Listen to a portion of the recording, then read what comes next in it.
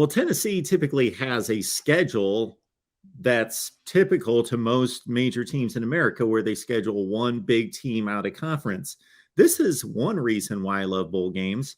Well, I'm into comparisons. That's what we do here. We're comparing conferences, teams, that sort of thing. And unfortunately, after the opt-outs, it becomes less legitimate. But we know Tennessee is going to play Kentucky every year, and South Carolina and Georgia, and then they're going to play semi-familiar teams from the other side. We're not going to see Tennessee play Clemson. We're not going to see them play Purdue. We're not going to see them play Northwestern. Those games will never happen otherwise.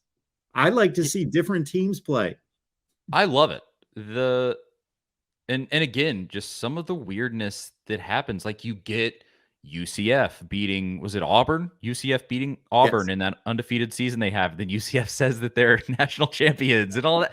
I mean, it's fun stuff. I'm not going to get down on it because it's just something that I love about the holidays and this time of year. It's just one of the best things that happens. And then it transitions you into college basketball and, sort of shifts you over because basketball's happening at the same time and you're flipping between games. Like it's the perfect thing that happens right now. I love it so much. So I'm not going to complain for 1 second because I want to see what happens between Alabama and Kansas State. That I like a game like that. What if Bryce Young sits out and then Kansas State beats Alabama? That's hilarious.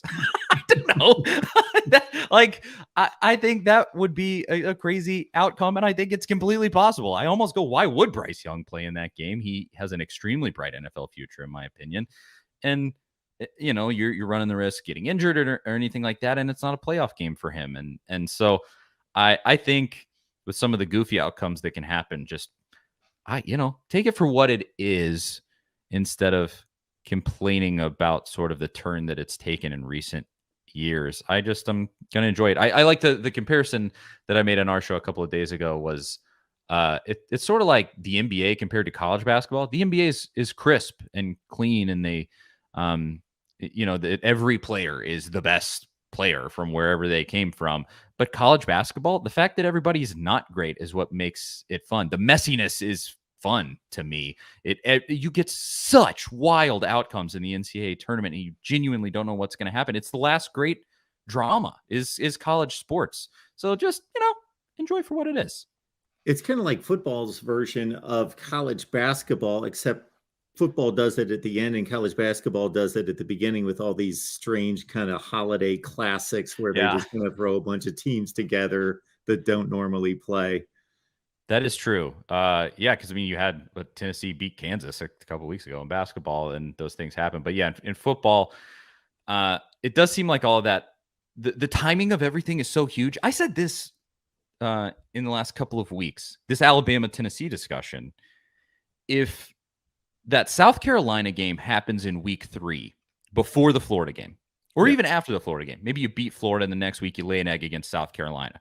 If you're Tennessee, you get to the end of the season and the resume is the exact same. And maybe Hendon Hooker gets injured against Vandy at the end of the season, and goes out then.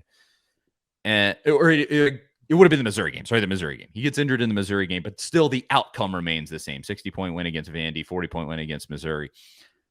Tennessee would have been ranked ahead of Alabama. I don't think anybody would have questioned it. It would be literally the exact same resume down to a T, but because of the timing, it would have been completely different. There's so much recency bias in everything that happens here. Like with the Heisman, I think we're going to talk about that in a minute, but there's so much, like the excuses that people have been making for including Stetson Bennett are like, well, it's really a November award. Well, he didn't play that good in November either, but that's, the fact that that's the take on it, why? Why is that the case? Like November is extremely important, and you can find some incredible Heisman moments like Max Duggan in that K-State game, even though they lost. It really was kind of a Heisman moment, the way he dragged them back into that game. But like you can find that in November, but it's not like the end-all be-all. The games happened in September and October too. I don't know why we act like suddenly that history is erased. But that's kind of a little off topic, maybe.